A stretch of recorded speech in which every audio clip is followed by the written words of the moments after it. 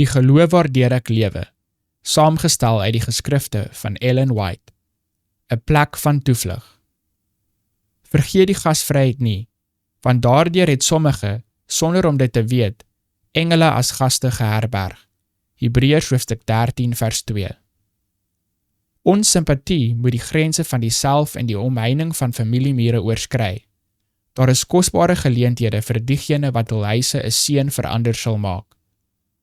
Ons is in 'n wêreld van sonde en versoeking. Oral om ons is siele wat sonder Christus vergaan, en God wil hê ons moet op elke moontlike manier vir hulle werk. As jy 'n aangename huis het, nooi die jeug wat geen tuiste het nie, diegene wat hulp nodig het, wat smag na simpatie en vriendelike woorde, na respek en hoflikheid. Ons huise behoort 'n toevlugsoord te wees vir die versoekte jeug. Daar is baie wat by die skeiding van paaie staan. Elke invloed, elke indruk, bepaal die keuse wat hul lot hier en hierna vorm. Die bose nooi hulle.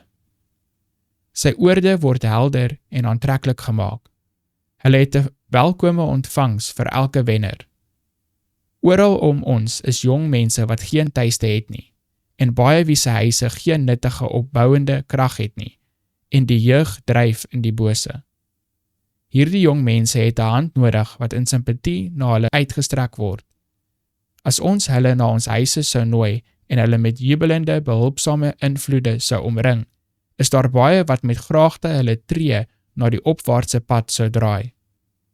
Die seisoen van gebed maak 'n indruk op diegene wat vermaak ontvang, en selfs een besoek kan die redding van 'n siel van die dood beteken. Laat besoekers sien dat ons daarna streef om aan die wil van Christus te voldoen. Die atmosfeer van 'n ware Christelike huis is die van vrede en rustigheid. So 'n voorbeeld sal nie sonder effek wees nie. Soos jy jou deur oopmaak vir Christus se behoeftiges en lydendes, verwelkom jy ongesiene engele. Jy nooi die geselskap van hemelse wesens uit. Hulle bring 'n heilige atmosfeer van vreugde en vrede. Hulle kom met lofprysings op hul lippe, en 'n antwoordende stem word in die hemel gehoor. Elke daad van barmhartigheid maak daar musiek.